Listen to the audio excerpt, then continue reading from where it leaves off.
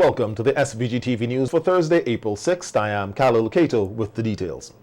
The government of the Republic of China and Taiwan is expected to invest $1 million per year for the next 3 years in tertiary education and training for Vincentians.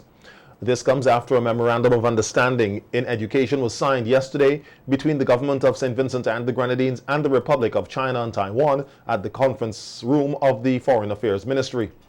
The MOU also includes 10 more scholarships per year for the next 3 years. Speaking at the signing ceremony, Minister of Education Curtis King says the MOU is an important milestone for education and training for Vincentians. What we are doing now, and especially the ceremony this afternoon, is about expanding our building on the foundation that was created to allow our transformation of our economy and society to get to that stage where it could benefit our people and ultimately where it can be sustainable. Now, you know, by 2001, it was recognized that what was done before that had to be accelerated. And so we began a series of initiatives that ultimately impacted so significantly that we couldn't help but call it an education revolution. Minister King further thanked the government and people of Taiwan for their continuing to invest in SVG for over 40 years. I am very happy to be here, and I want to thank the government and people of the Republic of China, Taiwan, for once again demonstrating their love, and very importantly, providing us with a next opportunity for cooperation. The ambassador mentioned that this last initiative is not the only one. We talk about bursaries every year, and when we say bursaries, we're talking about for students from the elementary level right up to the tertiary level. And we know, and as a country, but specifically from the Ministry of Education, we know of their great support for women empowerment program. That aspect of the program that was administered by the Adult Education and Continuing Department within the Ministry of Education. We know of all these wonderful initiatives. Ambassador of the Republic of China on Taiwan, His Excellency Peter Shali Lan, explained how investing in education and building the human resources of a country can develop and transform it for the better. Back 6 decades ago was again a small island with no nature resources, but today we ranked on the top 20th in terms of the trade volume, in terms of the economic size, and actually the foreign reserve, I think we ranked among the top 5. So to achieve that, we will mainly attribute that to our investment in the past decades in education, which produce a lot of human resources. And that's exactly why we want to share that experience with our faithful friend, St. Vincent and Grenadines. We have now, after signing this, I think we have a comprehensive package. We have the bursary scholarships covering underprivileged students all the way from elementary school to secondary school. We have, of course, the YES program and the SET program, and now the on-site program, which covers the internship to bridge students from their graduation to finding a permanent job. The Taiwanese ambassador further encouraged young Vincentians to take up the opportunities given in education.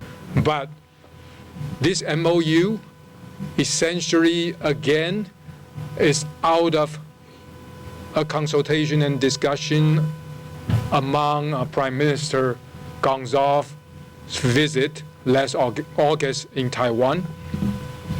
And in responding to the request of our dear friends, the government and the people of Taiwan are committing $1 million per year starting this year for 3 years. Essentially focusing on the tertiary education cooperation, which includes 10 more MOFA scholarship students, again, among those 3 years, each year. So I'm honored to be able to witness this very important milestone. I would urge all the students, Vincentian students, whether they are already studying in Taiwan or whether they are beneficiary of the scholarships I just mentioned, that we are opening yet another door. Seize the opportunity. We will be working alongside with you because we know certainly the benefit of investing in yourself and in education. Prime Minister Dr. Ralph Gonsalves signed the agreement on behalf of the government of SVG. The signing ceremony was witnessed by officials from the Ministry of Foreign Affairs, Department of Tertiary Education, and other members of the diplomatic corps. The Republic of China and Taiwan has over the years been providing bursary scholarships for Vincentian students, as well as supporting the Youth Empowerment Service, YES program, Support for Education and Training, SET program, and the On-Site program. The loan agreement of $45 million for the National Secondary Roads Improvement Program was also signed yesterday. Ambassador Shally Lan, in his address at the ceremony, spoke of the importance of upgrading the current road network, noting that it will greatly benefit the country's economic growth. I would like to say that for a country's economic growth, the airport and the seaport are like the heart, pumping in the goods, the tourists, business people and delegations. But then after the goods and the people arrived, you also need blood vessels to transport these people and these goods to every Vincentian in this country, and that's the secondary road that we are talking about. If we can upgrade the current road, which is already working very good, I think we can further, in addition to the two ports project, in addition to that, we'll be able to greatly help a lot of Vincentians in terms of their business and of eventually the overall economic growth of this country. And again, we being 42 years of friends with St. Vincent and Grenadines. Prime Minister Gonsalves discussed the genesis of the loan agreement for the National Secondary Roads Improvement Program. The genesis of this particular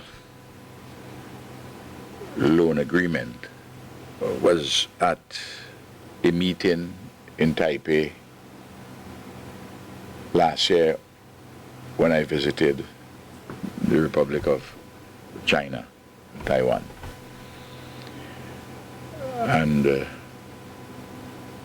I discussed the matter with the government and also, importantly, with the OECC, which is also entwined in other institutions which were present when this discussion took place. I pointed out to the government of Taiwan that we have a number of secondary roads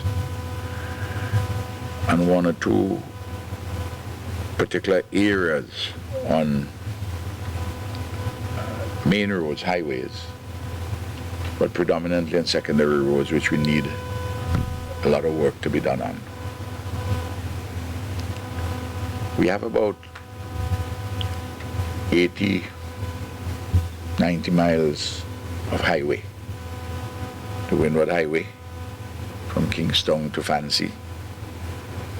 The Leeward Highway from Kingstown to the western side of the island down to Richmond. The Prime Minister highlighted two important sections of the loan agreement signed yesterday. He also spoke on some of the other loans the government of SVG received from Taiwan. But he said, no, you can borrow some more. You know. What have we borrowed since? $20 million for the modern parliament and the court complex. These are US numbers. 62 million US for the port project. 50 million US for the Marriott Hotel. And 45 million for this loan, making it all up 177 million. Multiply that by 2.7 for the conversion, is at $477.9 million.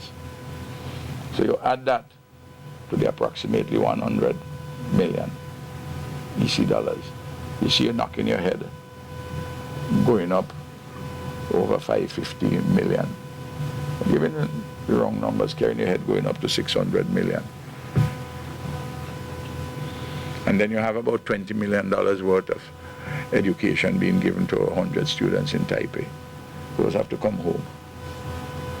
Or the government pay for them there, if the Taiwanese government will keep them if it change relations. Or the family pay. But the poor people, children gone there now, the family can't pay. Well, they will send them to Beijing. St. Vincent and the Grenadines' relationship with Taiwan spans over 21 years, having established diplomatic ties on August 15, 1981.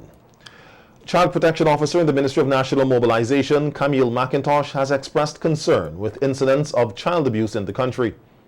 McIntosh, who was a guest on the API's Man in SVG program yesterday discussing Child Abuse Awareness and Prevention Month, said in 2021, which was the year when a number of families were displaced from their homes due to the eruption of the La Soufrière volcano, they had to deal with several reports within the shelters. However, the following year, in 2022, the number of reported incidents increased. With 2022, the numbers, well, the reports I should say, because the numbers really come from what is reported. And there are a lot of times that a lot of reports aren't made. So our numbers would tend to be what is reported to us. And in 2022, I think we would have had there about over 200 reports, right? Which is just one too many if you really think about it. But in comparison to 2021, 2022 was higher than 2021. McIntosh said they want persons in the various communities to be on the lookout for any suspicious acts of child abuse and to report them to the relevant authorities. We usually ask the communities to be that person to look out, you know. We have to go back to where we're saying we are being a village who would raise a child. So if you see something, as I say, you see something, you suspect something, you say something, bring the reports. That way we would deal with the perpetrators, you know. And once we keep doing that and everybody is seeing, persons are seeing, okay, so we are dealing with this thing, then we can probably get to have the numbers reduced, because it would mean persons would be aware that, okay, we're doing something and we are helping children, and children themselves, they're not keeping it a secret, they're coming out and saying, this is what is happening to me and I need help. So once we have that, everybody working together, then we can help to alleviate child abuse. For this month, which is being observed as Child Abuse Awareness and Prevention Month, the Ministry of National Mobilization is hosting a series of activities, including awareness programs at schools, exhibitions, and foster drives where persons in the various communities can sign up to become a foster parent. The launch of the Big Brother Mentorship Program earlier this week at the Liberty Lodge Boys Training Center, in which 11 mentors are taking on the responsibility of providing guidance to the boys at the institution for at least 1 year, coincided with the activities to commemorate Child Abuse Awareness and Prevention Month. Under the theme, "You have the power to create a better future for us the children, treat us well." The goal of the mentorship program is to support the healthy development of residents by addressing their psychological needs, thereby reducing risk factors of negative behaviors. Minister of National Mobilization Orlando Brewster urged the lads to take the program seriously and not to see themselves as victims, but individuals with great potential and purpose. Minister Brewster thanked the 11 mentors for participating in the program while encouraging other individuals to come on board to help provide mentorship for the boys. And the Faith Word Ministry in Daphne has come up with a solution to help the nation's youth. A new facility is being constructed to house over 100 boys and girls who are in abusive homes, on the street, or in the criminal justice system and are looking for a change. On a tour of the facility, the Army Academy Institution Director Dr. Raquel Crease said the building was funded and constructed by members of the church, as she outlined the services that they are hoping to offer the youth across St. Vincent and the Grenadines. Youths, our aim is really to restore young people to their full potential and purpose, not only in the kingdom of Christ, but in the nation of St. Vincent and the Grenadines. Before, we had a free counseling center, and we were dealing with a lot of rape, young teens, rape victims, young people in the home that are verbally abused and just depressed. And as a result, that propelled us, and God would have given us the vision that we should build a home to house these young people, take them out of the environment that they're in, be able to work a program with them to cause them to lift their self-esteem, to restore all those hurt areas that were lost, maybe because of parent neglect, maybe because of societal abnormalities. We want to restructure their thought processes. We want to develop their potential and show them that, hey, you have a place in the nation of St. Vincent and the Grenadines. So that is why this institution is being built. It would be able to house 100 teens, 50 boys and 50 girls. We also would be able to accommodate, let's say you have a young person that maybe did a crime mistakenly and regret, and the court would feel that, okay, this young person don't need prison. We also have accommodation to house those young persons and to make sure not just house them, but put them in a program that they can work through what they're feeling and be able to be reintegrated into society. Dr. Crease said they are hoping to collaborate with the government departments, Marion House, the National Women's Council, and other organizations which have the same mission of protecting and helping the nation's youth. I'm really hoping that the government of St. Vincent and the Grenadines would be able to recognize that a facility like this is needed in St. Vincent, and we're hoping that they would be able to come on board and be able to say, okay, well, we want you to go into schools and sift out these young people. We are giving you that permission. We would like that permission from the family court to be able to reach out to us, and so that we can help these young people, because from our part, we have gone through the leeward and windward side of this nation, and we have gone before and shared clothes and food in rebuilt homes. And so this time we're really hoping that the government will get on board. This is nothing political. This is just for the young people of the nation. We care about them. We want to let them know that we care about them, and we want people in St. Vincent and the Grenadines, the older generation, to recognize that they too can be a part of mending that bridge that would have been broken down between adults and young people. So we're hoping that everybody gets on board and begin to reach out to us and say, hey, we have a young person that needs help. Can you help? Can you do this? Can you do that? We're really hoping that this would impact the nation and they would see the cause and be able to come on board. The first floor of the facility will be completed and launched on Easter Monday, and Dr. Crease is inviting people from across the country to be a part of the initiative. It's on the 10th of April, which is Easter Monday. That was the date God slated us to open, and it will be mixed with what we call Love Fest. Love Fest is a program that we have been doing for over 10 years, where we go into different communities and we carry food and clothing, and we spend the entire day with that community. And so Love Fest will also be here on the 10th, where we have clothing, food stuff, and so for people and all the officials, if they come, whether or not they come, whosoever comes, we will be able to take them through the building. It's looking like this now, but it will be fully painted and furnished on Monday, so that they would be able to see what we really gonna do, how the children would be placed, and the comfort that we intend for them to have being at our facility. Yes, well, to the nation of St. Vincent and the Grenadines, this initiative is not just because we as a church started it, but this is to help throughout St. Vincent and the Grenadines. And if you can help, if you would like to donate, if you would like to be a part of, because we'll have to hire persons to be with the children, feel free to reach out to us. Feel free to come at our opening. All are invited on the 10th of April at 10 a.m. in the morning. Give us 2 hours of your time. Come out and see what we're doing. And if you would like to be a part of, voice that opinion to us. Vincentian National Elon Andrew made his first court appearance at the St. George's Magistrates Court in Grenada yesterday. He was slapped with the charge of non-capital murder in the death of Grenadian Jonathan Richards. We hear more in this GBN television report.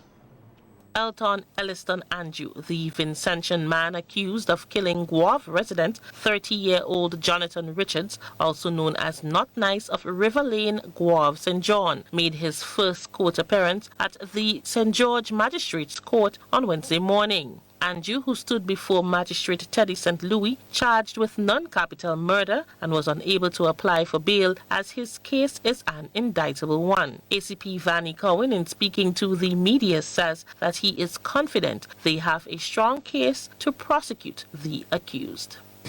Lucky for us, we were able to make an arrest and charge somebody for that incident. And as you witnessed this morning, that's the arraignment of the defendant in court. So going forward is the prosecution, and we are hopeful. We think our case is very strong. I cannot speak to the evidence of the matter as is expected, but I believe at the end of the day, when the dust is settled, we are more than hopeful that we'll have a conviction in this matter. The ranking officer says that they are very much concerned with illegal immigrants involved in criminal activities on the island. People come and people go. The good thing about us is that if you come illegally and commit a crime, chances of getting out become a little bit slimmer, as we've seen here. The Vincentian on our soil now being charged for murder. He came in however he come in, but he's not going out, has been accused now of committing a crime. So the question that you ask is how concerned are we? We are very concerned, as so all of the islands in the sub-region should be, because we don't have the kind of, we're not part of a continent, if you understand what I mean. We're an island nation. And so you can come from any angle. Many of the bays and creeks and inlets will let you into Grenada. He says that the Royal Grenada Police Force has been working steadfastly to address the issue and will soon be equipped with the relevant tools to do so. As Vincentians prepare to observe the traditions that are associated with the Easter weekend, the Royal St. Vincent and the Grenadines Police Force is advising everyone to be responsible, alert, vigilant, and neighborly over the extended weekend and the numerous activities that come along with it. The police force encourages citizens and visitors alike to act in accordance with the laws of St. Vincent and the Grenadines, to be respectful and kind to others, not to drink and drive, not to indulge in illegal and or dangerous substances. Noting that your safety and security are a shared responsibility, the police force is urging every citizen to work along with them to provide a safe environment for everyone as you go about your business over the Easter weekend and in the future. The Ecclesia Gospel Band SVG will be hosting a volcanic memorial Thanksgiving concert at the London Playing Field in Sandy Bay under the theme Give Thanks, Arise and Give Thanks. In a telephone interview with SVG-TV News, President of the Ecclesia Gospel Band, Raul Batiste, says the concert is to express gratitude and to give God praises for seeing the people through the 2021 volcanic eruption with no lives lost. It's going to be a grand celebration. It's showing our gratitude to God, towards God, for His goodness and His mercies, especially during that time. Because think about such a big explosive eruptions and no lives were lost. And also we decided as a band that we have to really give God glory and honor. And we wanted to through the various communities and even people of St. Vincent and the Grenadines, because we really have to, give God glory and honor. Batiste says the nation needs a spiritual awakening as God brought the country safely through the volcanic eruption. The amount of things that, that are happening, and there's a spiritual realm that you really and truly can see with our natural eyes. And everything that comes out in the natural actually happens before in the spiritual. So we see fit, to really to give God glory and to give Him praise for bringing us through the volcanic eruption safely. The concert is set for this coming Sunday, April 9th, and Batiste says some of the featured performances will include the Sandy Bay Primary School Choir, the Sandy Bay Secondary School Band, and a special monologue by Tajo. Vincentian-born author Alexis Kerr, who is based in the United Kingdom, launched his book Windward Family, An Atlas of Love, Loss and Belonging on Tuesday, April 4th at the Yulu Arts Center at Indian Bay, supported by friends and family. Kerr, who has been writing for several years, said it is always good to be back in his homeland, and this time it was a special occasion for him, as he got to launch his latest publication and mark the first anniversary of his father's death with loved ones here in SVG. In an interview with SVG-TV News, Kerr said his book, Windward Family, explores the lives of several Vincentians who traveled from SVG to England during the 1960s. I've tried to do in that book is explore the lives of several Vincentians, probably chronologically, starting with George Alexander Grattan, that little boy in 1808, but several other Vincentians who travelled from St. Vincent to England. Sometimes they went willingly, sometimes they were just like him, were just taken. And I explore those lives from him all the way up to the present day, including my own mother and father, who went in 1960. And then I also talk about me coming back and other Vincentians who came back. And I think for me, there was something about honouring and celebrating the resilience and the determination of these almost hidden lives, and what these people, all of them, had to do in terms of having to leave this island where they'd been born, and then having to make home or find home in a place thousands of miles away, and their experiences, and how those experiences were different. I mean, often they were very, very hard. People of my mum and dad's generation, one of the chapters, Keep the Faith, talks about the racism they'd experienced. Kerr said a sentimental chapter in the book, My Girlfriend Cuts My Hair, explores many rites of passage, from his father cutting his hair to the roles being reversed and defining his love for his spouse. Kerr said before receiving his publication contract, the chapter by itself was selected for publications in a prestigious journal, the Caribbean Writers. In terms of my greatest accomplishments, I can think of two things. First of all is finishing my book. That was huge because it involved so much work. As I've said, it wasn't just writing it, the first and early drafts. It was then all the editing and all the research that I had to do. I was driving up and down England, visiting many different places to find information, I guess the skeleton around which the book is based.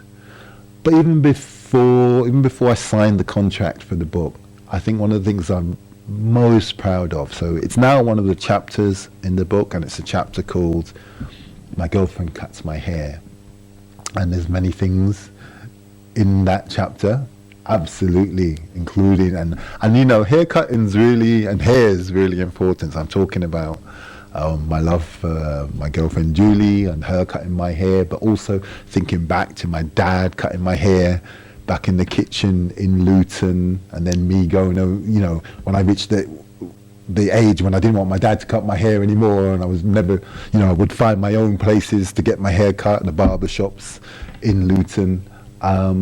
And then as the years progress, moving on to when my dad was now in old age and I was cutting his hair. So there's many, many things wrapped up in that story and in that essay or that. As to his advice for aspiring authors here in SVG, Kerr said it is vital to devote time to writing. noting that the first step is to get the words written down. I come across a lot of people who say, I want to be a writer, I want to write, or I've got this story and I want to write, and I really must tell this story. And at the end of the day, what you need to do is you do need to sit down and write. You need to sit down, you need to squeeze that space into your day. I used to get up early mornings and do it before I went to work. Some people might do it at the end of the day, but you do need to make that commitment to carving out the time. Talking about writing does not make you a writer. Sitting down with the page in front of you or at your laptop, more likely these days, or maybe you do it on your phone when you're on the bus or you're sitting at the bus stop, but getting some words down. And don't expect that they're going to be perfect words. That doesn't matter. They may not make very much sense at first, but it's the act of getting them out of your head and onto the screen or onto the page. Kira said his book, Windward Family, An Atlas of Love, Loss and Belonging, is available for purchase on Amazon US, and that he is working diligently to have the physical copy available in bookstores across St. Vincent and the Grenadines.